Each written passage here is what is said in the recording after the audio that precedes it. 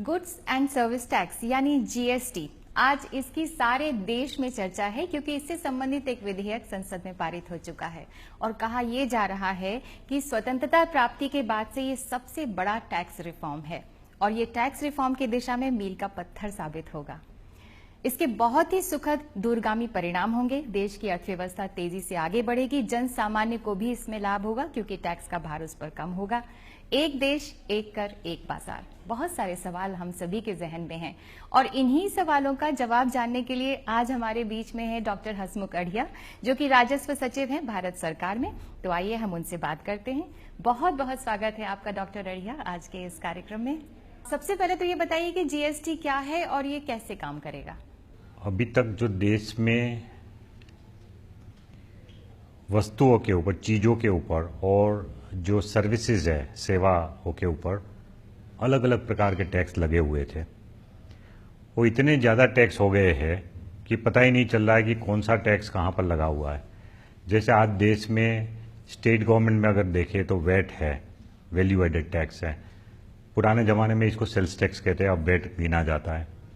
उसके अलावा entertainment tax अलग है, लग्जरी टैक्स है और बहुत सारे भिन्न प्रकार के जैसे लोकल बॉडी टैक्स है, ऑक्ट्रॉय है, इस तरह के बहुत सारे अलग अलग टैक्स हैं। उसी तरह से केंद्र सरकार में भी हमारे यहाँ एक टैक्स है एक्साइज ड्यूटी, जो कि किसी माल जब प्रोड्यूस होता है और फैक्ट्री से बाहर निकलता है तब लगता है। उसके अलावा हमारे यहाँ है सर्विस टैक्स, जो कि सर्विसेज के ऊपर लगता है।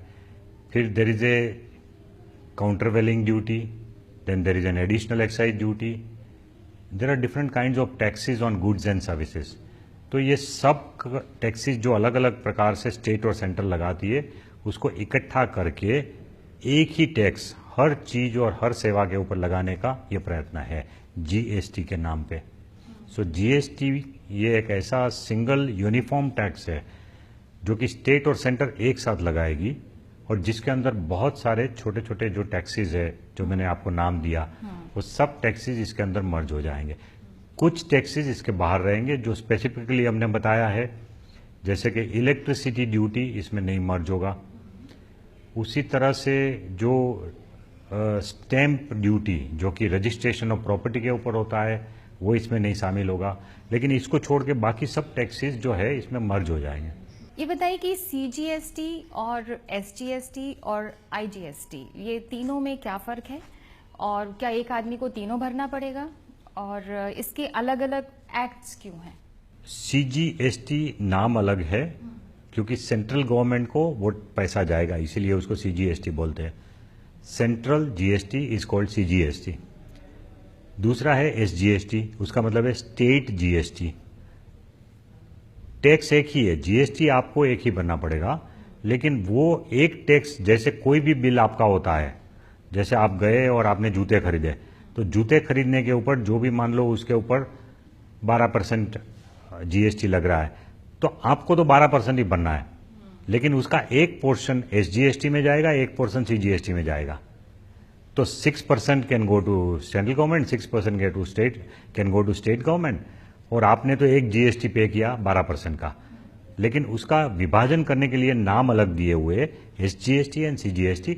कस्टमर को उससे कोई लेना देना नहीं है, वो बिल की मामला है। बिल में लिखा हुआ आएगा कि टोटल टैक्स 12%, सीजीएसटी 6%, एसजीएसटी 6% और 12% आपका बिल बन जाएगा।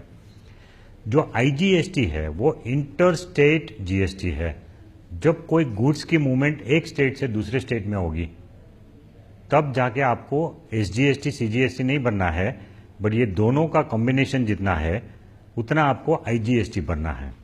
तो जैसे एक स्टेट में से माल दूसरे स्टेट में गया तो वो आईजीएसटी भर के ही जा सकता है माल वो, and that IGST will be equivalent to CGST plus SGST. वो दोनों मिलके जो टैक्स बनेगा उतना ही आईजीएसटी होगा। वो नाम के वास्ते उसको अलग कहते हैं, वो अलग इसलिए कहते हैं आईजीएसटी उसको कि वो फाइनल टैक्स नहीं है। आईजीएसटी एक इंट्रीम टैक्स है। आईजीएसटी का उपयोग जो आगे वाला व्यापारी है, जैसे एक व्यापारी ने गुजरात से माल महाराष्ट्र में भेजा, तो महाराष्ट्र में जो माल गया वो दूसरे व्यापारी ने खरीदा, तो उसके ऊपर उसने आईजीएसटी भर के, गुजरात में आईजीएसटी भर के फिर वो महाराष्ट्र को भेजा। अब महाराष्ट्र में अगर वो माल बेचा जाएगा तो उसके ऊपर वो व्यापारी को एसजीएसटी एंड सीजीएसटी दोनों भरना पड़ेगा। तो वो भरने के लिए जो आईजीएसटी उसने पे किया है गुजरात में, उसकी जो क्रेडिट मिलेगी वो उसको मिल जाएगी। उसकी जो भी टैक्स की लायबिलिटी महाराष्ट्र में होगी, उसमें से जो टैक्स वो भर चुके हैं आईजीएसटी के रूप में, वो उसमें से सेट ऑफ मिल जाएगा। विच मीन्स कि आईजीएसटी फाइनल टैक्स नहीं है, आईजीएसटी सिर्फ बीच का टैक्स है, जो कि अल्टीमेटली कंज्यूमर के ऊपर नहीं जाएगा, वो बीच की अरेंजमेंट है। फाइनली कंज्यूमर के ऊपर जब बिल बनेगा तो उसमें आईजीएसटी का नाम आएगा ही नहीं, उसमें तो वही लगेगा सीजीएसटी 6% या एसजीएसटी 6% या सीजीएसटी 9%, एसजीएसटी 9%, 18% या जो भी रेट डिसाइड करे सरकार। तो उस तरह से वो सीजीएसटी एसजीएसटी का डिवीजन है और आईजीएसटी तो इंटरिम टैक्स है।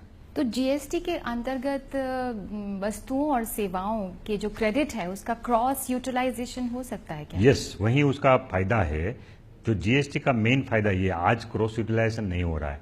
आज की जो टैक्स सिस्टम है, जैसे किसी एक माल का उत्पादन हुआ, उसके ऊपर हमने एक्साइज ड्यूटी लगा दी।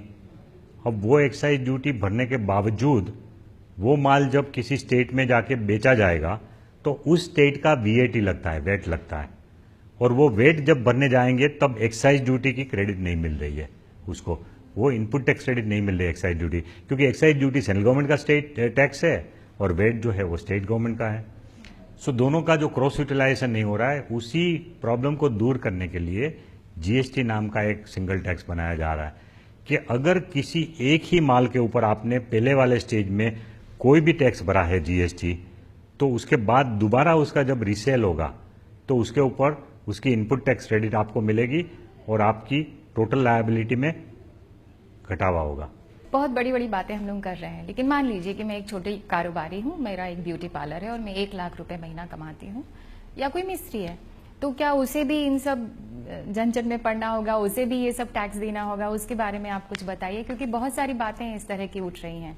देखिए, ऐसा है कि जीएसटी की लायबिलिटी ट्रेडर के ऊपर आती है, जो फाइनल रिटेल में जो माल बेचता है या जो डिपार्टमेंटल स्टोर में लोग माल बेचते हैं, जो फाइनल कंजम्पशन स्टेज पे आएगा और उससे पहले वाले लोगों ने जो भरा है उसका इनपुट टैक्स क्रेडिट मिल जाएगा। तो लेकिन इसमें जो छोटे कारोबारी वाले लोग हैं उनके लिए एक एग्जम्पशन लिमिट है। वो एग्जम्पशन लिमिट शायद 25 लाख तक फिक्स होगी। अभी स्टेट और सेंटर के बीच में इसके बारे में एक गहन चर्चा चल रही है कि कितना रखना चाहिए। तो मोर और लेस एक अंडरस्टैंडिंग हो गई है कि या 20 या 25 लाख तक की लिमिट होगी। तो इसका मतलब ये है कि अगर आप कोई छोटे व्यवसायी है और आपका सालाना 1 साल का टर्नओवर मीन्स टोटल आपकी जो इनकम है उस सर्विस में से या उस मैन्युफैक्चरिंग में से या उस व्यापार से, अगर टोटल टर्नओवर आपका 25 लाख से नीचे का है तो फिर आपको ये जीएसटी भरना नहीं होगा। ऐसा एक एग्जम्पशन लिमिट उसमें डाला जाएगा। इसमें बहुत ड्यूअल कंट्रोल की बात हो रही है, तो ये बताइए कि स्टेट के लिए अलग जवाबदेही होगी और केंद्र के लिए अलग जवाबदेही होगी? देखिए, ऐसा है कि लोग ये समझ रहे हैं कि जीएसटी में 2 अथॉरिटी टैक्स करेगी, CGST central government, SGST state government. ऐसा नहीं है। जो व्यापारी है उसके लिए तो एक ही रजिस्ट्रेशन है, एक ही रिटर्न फाइल करना है और उसकी जो भी आगे की कार्रवाई होगी वो भी एक ही अथॉरिटी करेगी। तो ये बात नहीं है कि 2 अलग अलग अथॉरिटी है, 2 अलग अलग एक्ट है, क्योंकि सीजीएसटी का एक्ट पार्लियामेंट पास करेगी, वैसा ही कॉपी डिट्टो वो एक्ट स्टेट असेंबली भी पास करेगी। तो जो पावर टू टैक्स वो 2 अलग अलग एक्ट में से हमको मिले हैं, लेकिन उसकी जो पूरी प्रोसीजर है वो यूनिफॉर्म है। एक व्यापारी दोनों अथॉरिटी में अलग अलग रजिस्ट्रेशन नहीं करवाना है, उसको एक ही रजिस्ट्रेशन करवाना है एक स्टेज पे। उसके बाद रिटर्न भी सिंगल फाइल करना है, और रिटर्न फाइल करने के बाद वो कंप्यूटर विल डिसाइड कि सीजीएसटी का पोर्शन क्या है, एसजीएसटी का क्या है। उस तरह से सेंट्रल गवर्नमेंट को एक हिस्सा चला जाएगा जो पैसा उसने भरा, और एक स्टेट गवर्नमेंट को चला जाएगा। तो व्यापारी के लिए ये कोई उलझन नहीं। फिर उसके बाद रिटर्न उसने फाइल किया, रिटर्न फाइल करने के बाद लोग ये समझते हैं कि फिर कल जाके राज्य के कॉमर्शियल टैक्स डिपार्टमेंट से भी नोटिस आ जाएगी और केंद्र के सर्विस टैक्स और एक्साइज डिपार्टमेंट वालों से भी आ जाएगी। ऐसा नहीं है। एक ही कोई अथॉरिटी को ये पावर दिया जाएगा कि एक व्यापारी के साथ वही एक अथॉरिटी उनके साथ डील करेगी। तो अगर आपको कोई नोटिस दी जाती है, अगर आपने रिटर्न में कोई गड़बड़ किया है, तो वो नोटिस देने का अधिकार या तो स्टेट गवर्नमेंट को दिया जाएगा या सेंट्रल को, दोनों को एक साथ ये अधिकार नहीं मिलेगा।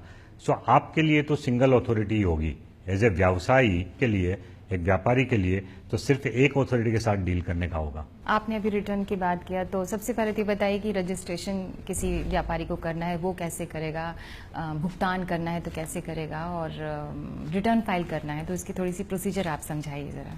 अभी देश में जिन लोगों ने वैट में रजिस्ट्रेशन ऑलरेडी लिया हुआ है और जिन्होंने सर्विस टैक्स का रजिस्ट्रेशन लिया हुआ है, एक्साइज का रजिस्ट्रेशन लिया हुआ है, उनको कोई नया रजिस्ट्रेशन लेने की जरूरत नहीं पड़ेगी। उनका जो डेटा है वो हमारे पास है ऑलरेडी, तो हम उनको ऑटोमेटिकली जीएसटी में माइग्रेट कर देंगे। वेट का जिस जिस स्टेट में रजिस्ट्रेशन उनका हुआ है वो सब, जैसे किसी एक स्टेट में लोगों ने अपना वेट रजिस्ट्रेशन लिया है तो उनको फिर से दोबारा रजिस्ट्रेशन की प्रोसीजर नहीं करनी है, बिकॉज जीएसटी आ रहा है। उनका पूरा डेटा हमारे पास आ जाएगा कंप्यूटर में, जीएसटी में।